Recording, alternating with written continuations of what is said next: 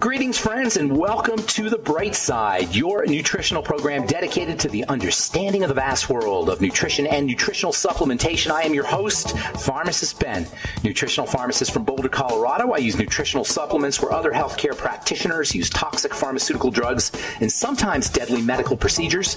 If you suspect that there are natural nutritional roads to your health and vitality and well-being and to addressing your health challenges, whatever they may be, but you don't know where to begin, you have come to the right place. As you listen to The Bright Side every day, you are more and more in control of your body, you are more and more knowledgeable, and you know you can overcome any health challenge. That is why we are here every day on The Bright Side, helping clear up the sometimes confusing world of nutrition and nutritional supplementation.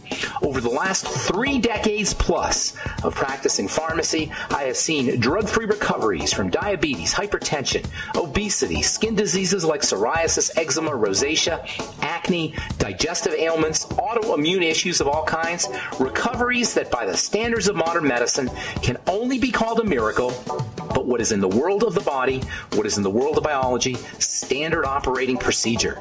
Because the human biological system is a healing and regenerating system. It's designed divinely to heal and renew itself on a moment-to-moment basis.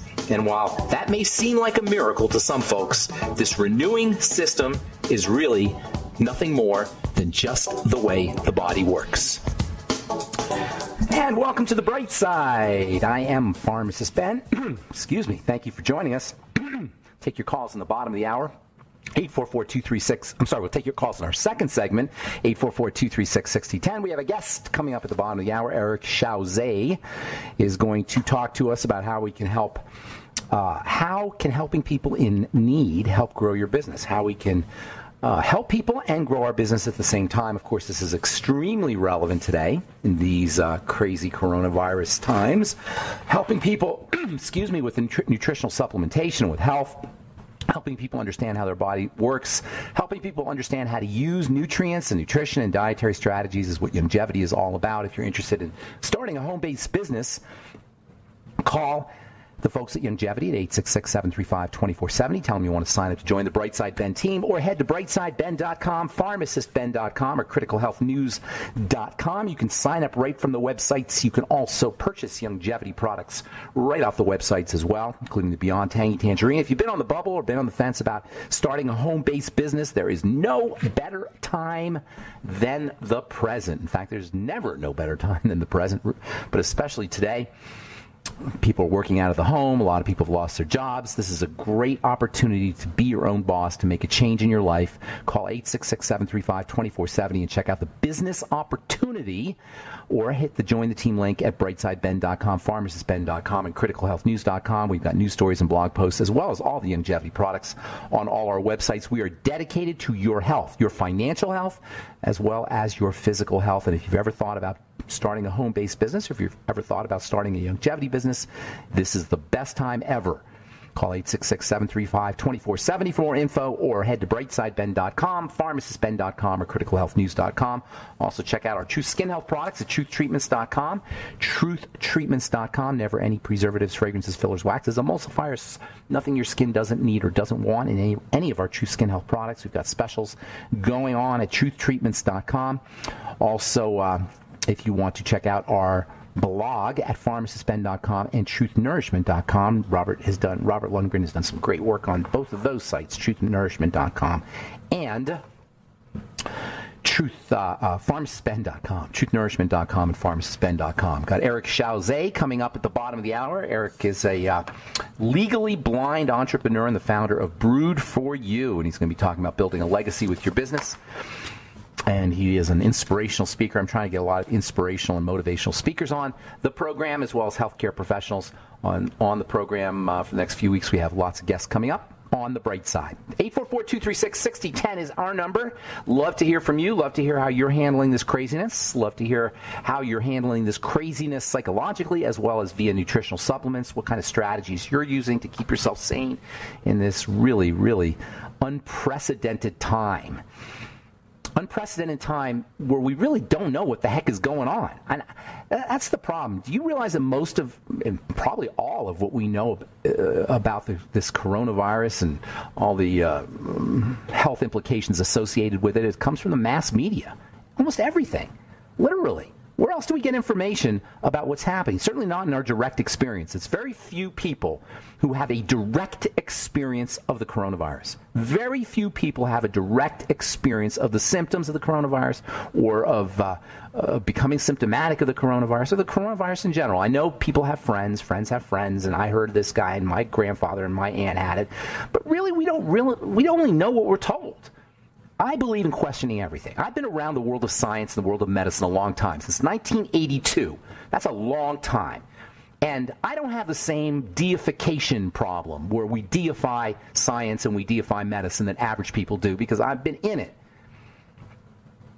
Now, the average person thinks there's an infallibility, like a papal infallibility associated with doctors and scientists and statisticians and the breathless, sycophantic, butt-kissing media promote this.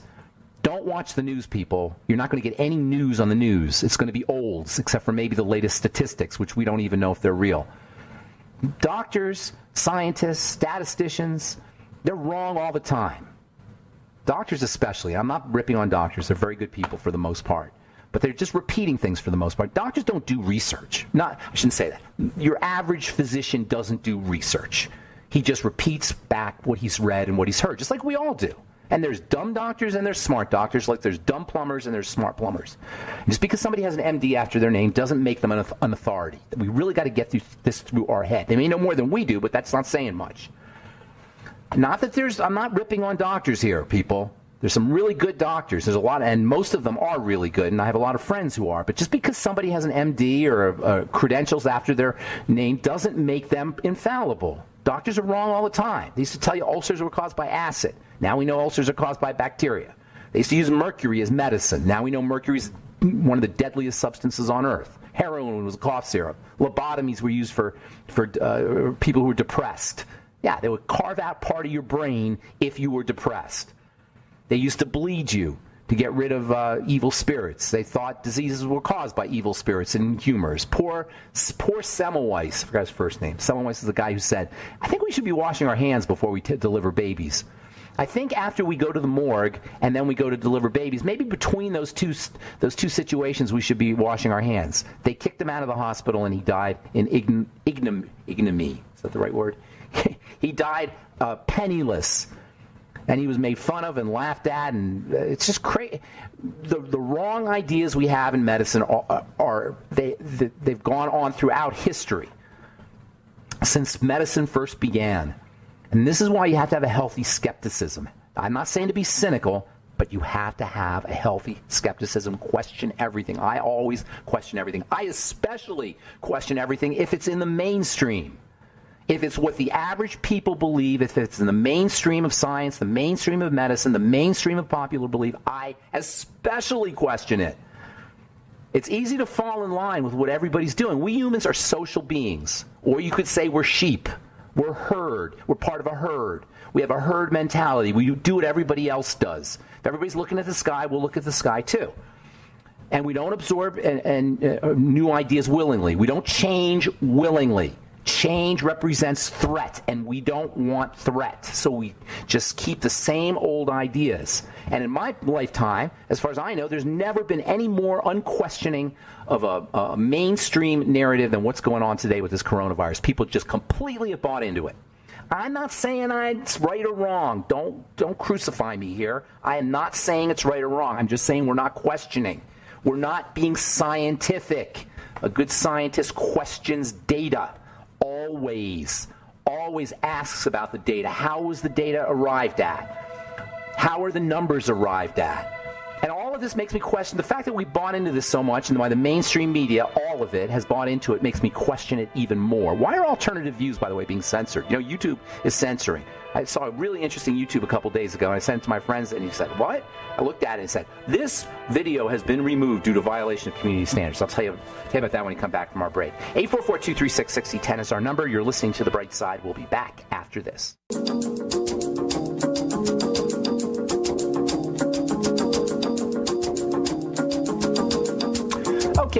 on the bright side. I'm Pharmacist Ben. 844-236-6010 is our number. And we do have lines open for you. We've got Eric Chauzet coming up in our next segment, so we'll take your calls this segment if we have calls. 844-236-6010. If you want to purchase longevity products, including the all-important Beyond Tangy Tangerine, which I personally use multiple times a day. And that's the way you want to do it, multiple times a day. Sip on it all day long, and when you run out of it, run out of your water bottle with BTT, Beyond Tangy Tangerine, in it, do another one. 2 or 3 a day is a great place to be. It's a wonderful way to boost your immune system. It's a wonderful way to keep yourself from snacking. By the way, I did my moment of truth today on mindless eating. You can find our moments of truth, or moment of truths, on our Facebook page, The Bright Side with Pharmacist Ben. Thanks, Nasima, for setting that up. The Bright Side with Pharmacist Ben is a Facebook page that we post videos on. The Bright Side radio program is posted on there. And then also our moment of truth today, I did it on mindless eating, paying attention to your eating behavior, paying attention to everything. That's the key to a happy life, is paying detailed attention to what is happening in the moment. Our minds go crazy. Most of us live in the past and in the future. Most of us live in the imaginary future and the dead past, or the imaginary past. It's all just made up. The past and the future do not exist except made up in your mind.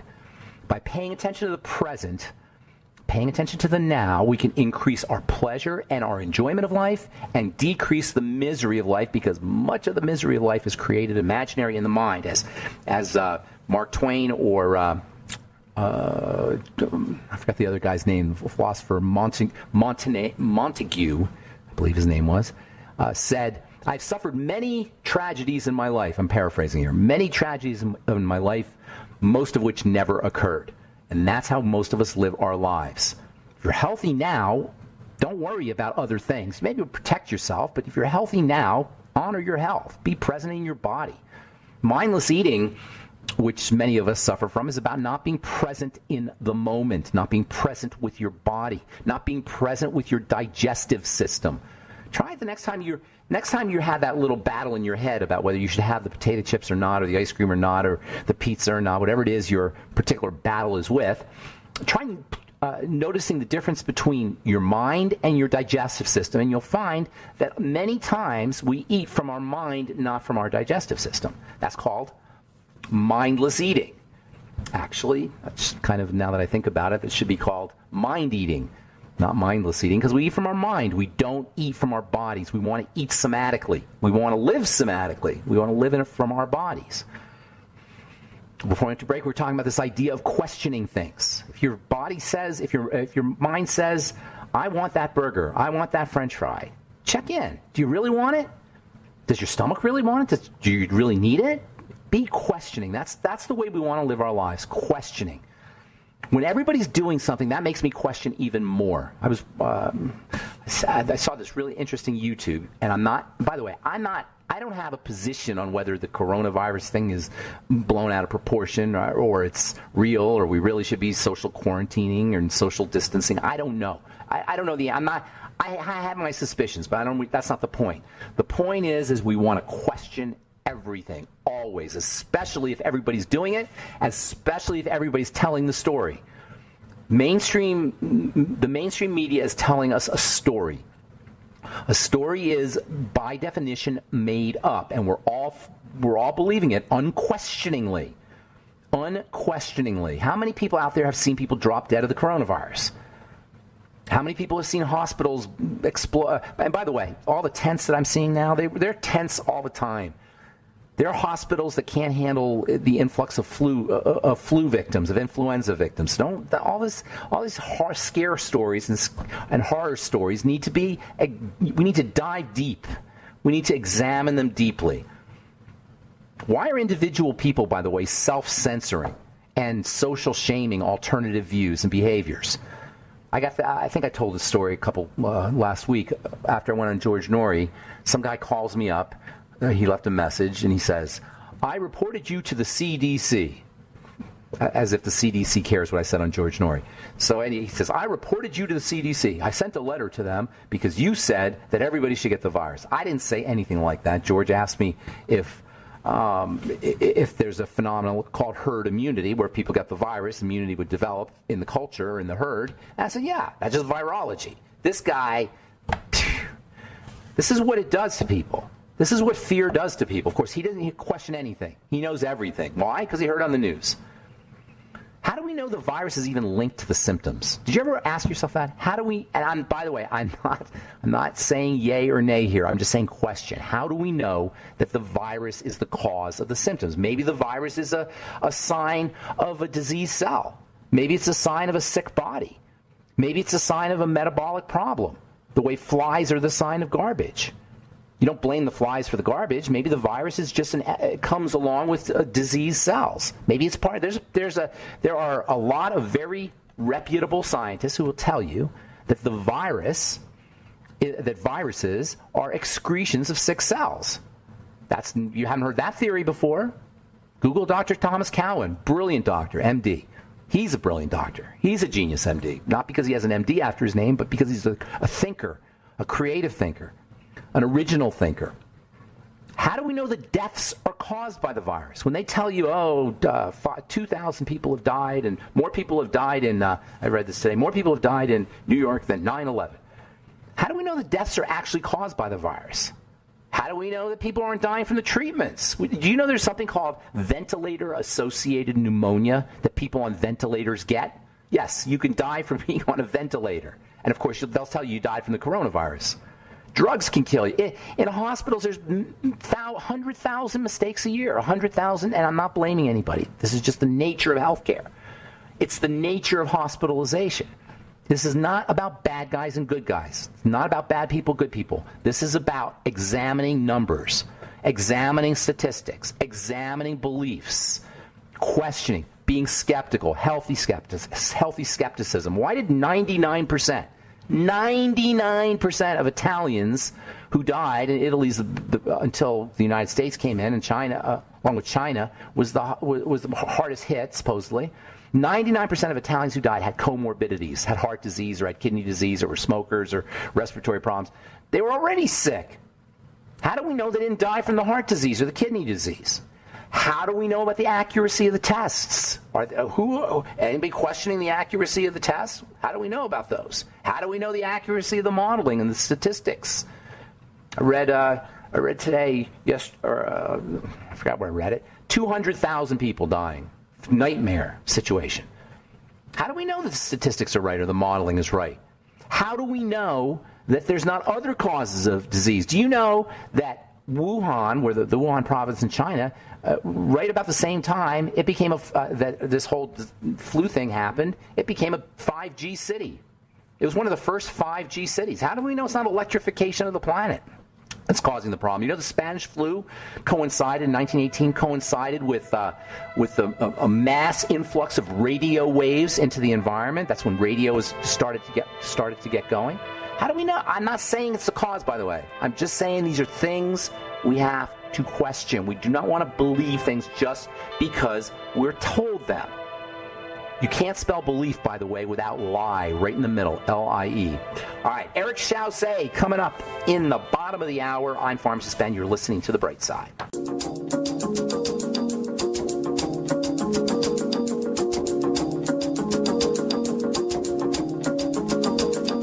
All right, we're back on The Bright Side. I am Pharmacist Ben. We're on the air Monday through Friday, 8 to 9 Pacific, 10 to 11 Central Time, and 24/7 on the archive page at brightsideben.com. You can also purchase longevity products and sign up to join the Brightside Ben team at brightsideben.com. Check out my blog, pharmacistben.com as well. You can purchase longevity products and sign up to join the longevity team there. And also our videos and news stories and blog posts are up at criticalhealthnews.com, criticalhealthnews.com, pharmacistben.com, or brightsideben.com. All right, I'm excited to have our next guest on. Eric Chaussee is a legally blind entrepreneur and the founder of a company called Brewed for You. And he's going to talk to us about building a lasting legacy and a successful business. And also, he's going to talk to us about what we can do from a business perspective, if we have a business or if we want to start a business from in this crazy coronavirus time. Eric Chaussee, welcome to The Bright Side. Thank you so much, Ben. Thanks for having me on your show. Yes, and thanks for joining us. So you have a really interesting approach when it comes to business, and we talk about this on the Bright Side a lot. And that's the idea of empowering others, having a business where you succeed in your business by helping others succeed in whatever they're doing. So can you talk to us a little bit about this idea of your empowering others approach? Absolutely. So, the way I really kind of wanted to approach this is, I always abide by the philosophy in business and maybe it's my own personal philosophy, is that, you have to give back more to people in practical value than you receive in monetary compensation.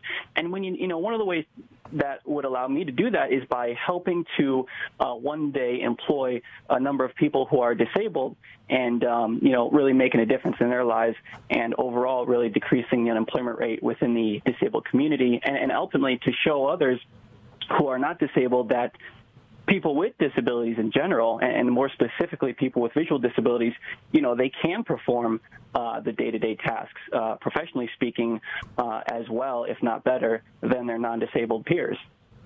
Now, you're legally blind, but you're not elderly. You're a young guy. No, of course not. Yeah, I'm barely 30 years old. So. How did this legally blind thing happen? Like just gradually? Sure. So the way, and my situation is kind of unique. Really how it works is I developed or contracted strep meningitis at 6 days old. Not 6 weeks, not 6 months, but 6 days old. And as a result, it affected the occipital lobe in my brain, which caused me to lose most of my center vision and part of my peripheral vision. So actually, I'm how my vision works, I'm actually similar to someone who's, I believe it's nearsighted, where you can, see things close up, but not so much far away. And I think I have that right. Got it. Now, do you consider yourself disabled? Oh, yes. By law, yeah, I am legally blind. And there are actually a few different categories. There are people who are visually impaired and people who are considered legally blind, and then people who are completely blind. Now the difference is just based on your acuity. So, for example, if you have someone who has 20/80, right, whose vision is 20/80, with or without glasses, then you are considered visually impaired. But if your acuity is above, or I should say worse than someone whose acuity is 20/200, right, so if you have 20/400, 20/600, et cetera, then you are considered legally blind. And based on, the chart where my visual acuity falls, I am considered a legally blind individual and not visually impaired. So you're part of this generation, the millennial generation, I think, correct? But you are kind of like an unusual type millennial in the sense that, well, I shouldn't say that. You violate the stereotype, we'll say, in the sense that you are like a complete go-getter. Like you're like right out there on the front lines. You're an athlete, you're a business person, you're about empowerment, and you're doing this despite your particular hurdles. Is this something you think we can look forward to in the future from your generation? Well, I'll tell you what. I really appreciate how you worded that. I really do, and I really try to, pride myself on being as forthcoming as possible. So I appreciate how you worded that. But yes, I do tend to separate myself from the millennial generation a lot more so than most, and I am, I do tend to be a little more forthcoming with my intentions. But yes, I am a go-getter, and I'm a real competitor. I mean, if there's a hurdle or an obstacle, to me, it's not about the risk, quote unquote, right? It's not about how much risk, you need to take. It's just about whether or not it can be accomplished. So I kind of really simplify any and all processes and really break them down into, kind of a black and white situation. Can it be accomplished? Great. Let's go out and overcome that hurdle. But, unlike most people, and I think a lot of millennials, I don't look at the amount of risk that one needs to take or is going to take, and then from there conclude, hey, this is the right path for me, or maybe I need to digress and take another path. There's a guy, I don't know if you follow football at all in the NFL, but there's a coach, Bruce Arians, and he has a famous saying. He likes to throw the bomb, he likes to go big. He says, no risk it, no biscuit. That's a saying. Nope. That's a good saying. And unfortunately, I don't follow football that much, but that's a very good saying. Isn't it? You can learn a lot from athletes. In fact, anybody who's a high performer, a successful high performer, or even attempting high performance, you can learn a lot from them. They have an interesting way of looking at the world, interesting perspective. And I love your idea about this, that you want to kind of analyze things before you do them, and then not be afraid of hurdles. And that's what we're going through today. I wonder if you could speak a little bit about this whole coronavirus thing, not the virus itself, but how we can handle it in an inspiring or in a motivational, from an inspiring and a motivational perspective. Yeah, absolutely. So again, I kind of look at this, and I was asked this question a couple times, but I kind of want to, take this situation, and I know it's a very unfortunate situation that we're all facing, and you look at it as more of an opportunity to kind of capitalize and reach, more people and kind of get the message across that, even though these are trying times, I can start a business, and I have the ability to not only help employ people one day, at my company, but also I want you to know that if you buy coffee, from Brewed For You, you will be contributing to a cause. And one of the ways you can do that is from the safety and comfort of your own home, because it is an e-commerce business. I don't have a brick and mortar facility just yet. Maybe sometime in the future, but for now it's e-commerce, and you don't even have to leave your house. You can stay in the safety and comfort of your own home. You can buy some of our quality coffees, and in exchange, you know exactly where your money's going, which is towards helping to employ people with disabilities. And shipping is always free. We ship to individuals, and we ship to businesses as well. This is great stuff. Great stuff, absolutely great stuff. It's coffee with a cause, and I love that idea. And that's what and not only should all businesses be doing stuff like that, but I think it would be smart for consumers to, that because an opportunity for a consumer to get coffee, for example, and also contribute and be part of the solution. In addition to enjoying whatever wonderful product I'm sure you have. And I want you to talk a little bit about your coffee here. Are you a coffee guy personally? Whatever they call coffee people, coffee drinkers? I mean, am, like I coffee am connoisseurs. Coffee connoisseur, yes. Coffee connoisseur. Is there a term for coffee connoisseur? I don't know. What do you call a coffee connoisseur? What is the term? Is there one? I don't think there is one. I guess you could say I'm a connoisseur of the caffeinated arts. Okay, good. Well, hang on. I want to talk about that when we come back from our break. I am as well, by the way. I'm Pharmacist Ben. You're listening to The Bright Side. We're talking to Eric Chauze. We'll be back right after this. Don't go away.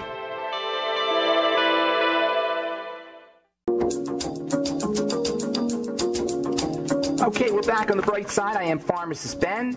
We're talking to Eric Chauze, and that's Chausse of BrewedForYou.com. Connoisseur of the caffeinated arts. And I have to tell you, I don't know much about, I had never tasted coffee, so I'm not really a connoisseur of coffee, but I am a connoisseur of caffeine, and I find it to be an incredibly interesting biomolecule. You may know I'm a pharmacist, and the pharmaceutical properties of caffeine are pretty astounding. All the things it could do in terms of brain health and as a energizer and various other functions, performance-related functions in the body for athletes and such. So tell us a little bit about how you got into coffee and what you know about coffee as far as the different types and the different medicinal properties of the different types and the different caffeine contents of the different types, etc. So first off, tell us how you got into this whole thing.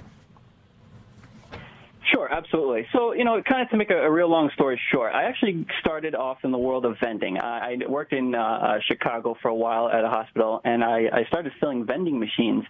And then I don't know if you're familiar, but some time ago, Chicago actually implemented a pop tax or a tax on all, junk food and whatnot. So that actually caused me to get laid off.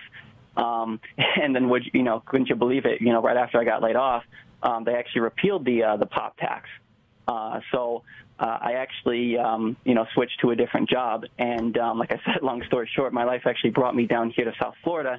And I was deciding whether or not I should get back into the vending business, or maybe I should start my own company. Because, since I have always been a genuine, entrepreneur at heart, I thought to myself, maybe, this is a good time for me to actually start a business, take what I had in savings and investments, and really just start my company and seek to help people, with disabilities like I always had intended to in the first place.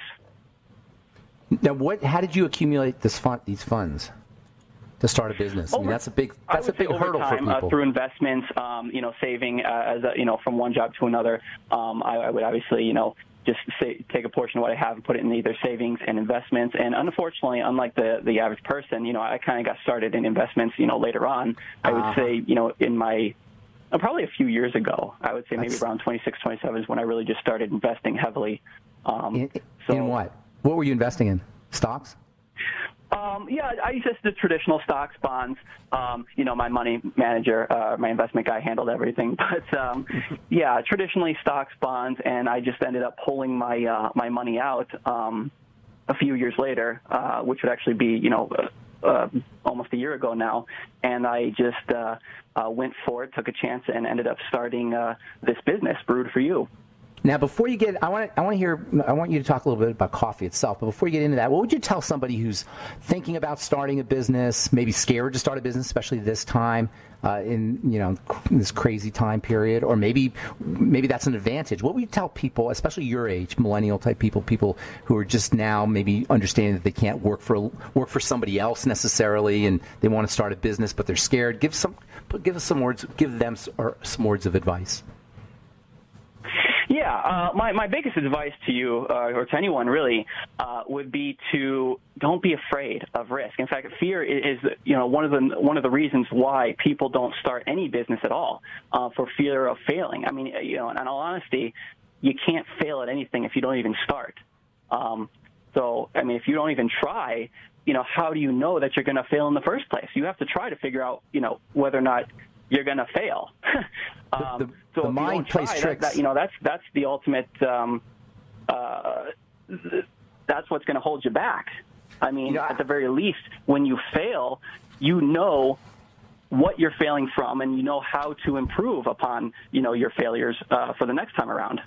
I think the fact that you have a background in, you've won gold medals. I forgot to mention that you've won a gold medal and 3 silver medals with the U.S. swim team at the World Youth Competition, and you took up martial arts, and you have a sort of athlete's mentality that you're describing here, and I think that might be something that we have to take into account, is that we want to think of our goals as like a athletic endeavor of sorts, and that you have to exercise. You got to get up early in the morning to do it, and there's certain sacrifices you have to make to achieve your goal. Do you think that's accurate? Absolutely. The undertone of all that, and the common denominator, I guess, between myself and an athlete, well, of course, I guess, yes, I am an athlete as well, but really the common denominator is that you have to have a level of discipline, not just physical discipline, but also mental discipline. And that's really where being an athlete in general kind of gives you a leg up or an edge above everyone else, is that they have by default a sense of discipline, whether it's a personal trainer working at a gym, whether it's a sports athlete, et cetera. So they really have or are really disciplined, as opposed to the average person who is not only, relatively sedentary, but is also mentally sedentary as well. I mean, those are the people who really fear taking risks, are those who are, not mentally disciplined, excuse me.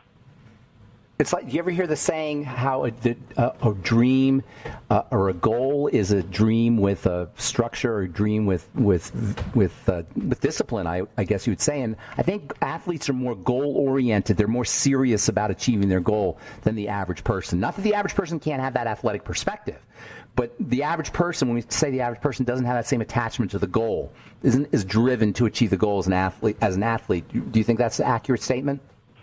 That's absolutely accurate. And again, it comes down to one very simple factor, and that's discipline. How you acquire your discipline. I mean, that's subject to the individual, but at the end of the day, you have to have some form of discipline.